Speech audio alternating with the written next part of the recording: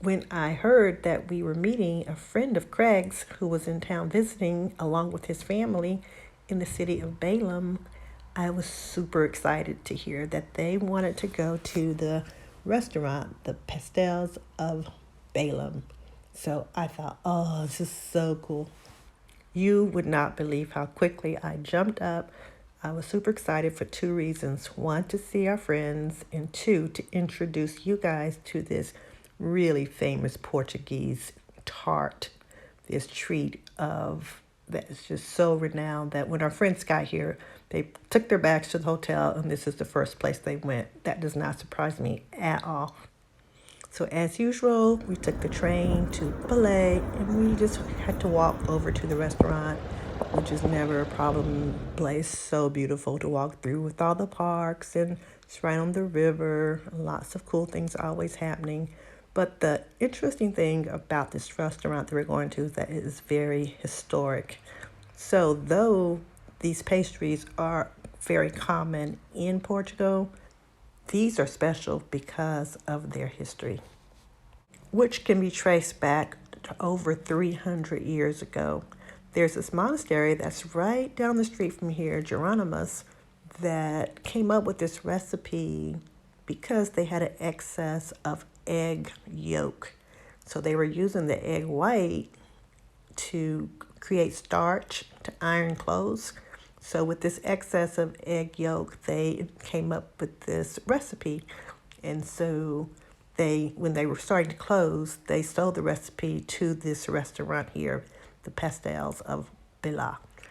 And so this restaurant has the original, and so many try to imitate it, and they have different variations of it. But since this is the original, it does continue to be the most renowned and the most sought after. You can tell here there's always a line, and usually the line is a lot longer than this too. So we're here pretty early in the morning, so that's why it's looking manageable. So I'm going to take you in with me. And boy, I have to admit that, oh, there they go. That's what everybody's waiting for, those tarts right there. They are usually served very warm, so you can eat them right from the box.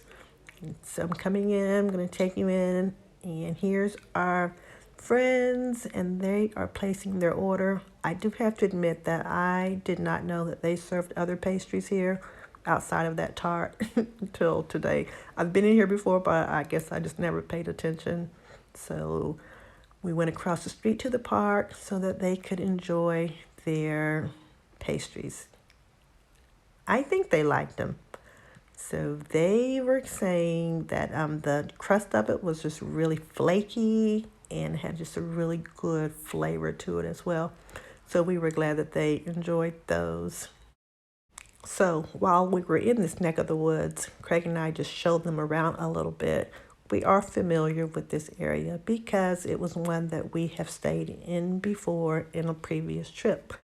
We just showed them a couple of the areas that we really enjoy. This is one of our favorite restaurants that we frequent, and we bring other people here as well. So one day as we were exploring, I came across this bench that had my name like chiseled in it, and I thought, oh man, this must be a sign for me to sit down and relax for a bit.